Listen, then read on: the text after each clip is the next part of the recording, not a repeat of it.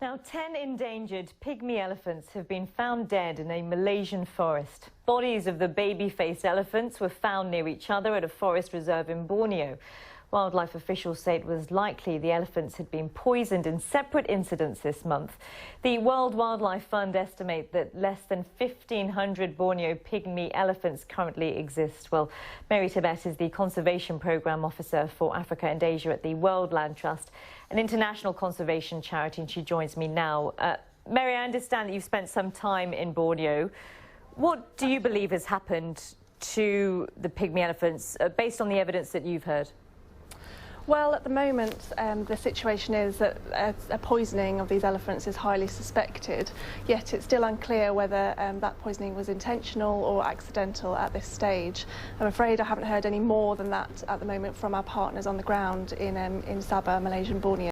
OK, looking at the basics of it that I've gleaned today, this afternoon, we're being told in the general press releases that are being sent out to news organisations that this is being rooted in some form of human-elephant conflict. What kind of situations? I mean, how can you describe that kind of conflict situation to us for people that aren't quite clear? Yes, OK, well, human-elephant conflict is a huge issue across the entire Asian elephants range, and the Bornean pygmy elephants are also come under human-elephant conflict issues. So I think the major problem here is that elephants are large animals and they normally move around in large herds, sometimes up to 100 individuals, and these huge animals need space. And the issue here is that their protected areas that they naturally use for habitat and food sources are being depleted, and increasingly fragmentation is causing physical barriers to their movement, which means that they have to move into human-dominated landscapes such as agricultural landscapes and villages, towns and villages. And this causes inherent problems because as an opportunistic animal, they do crop raid and they do damage property as they're moving along their natural routes.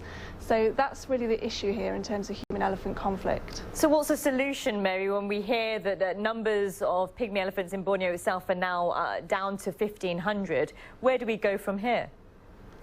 Yes, it was particularly alarming that 10 individuals have been reportedly poisoned in Sabah, in Malaysian Borneo, and it is an endangered species, so it is particularly alarming that such high numbers have been killed all at the same time.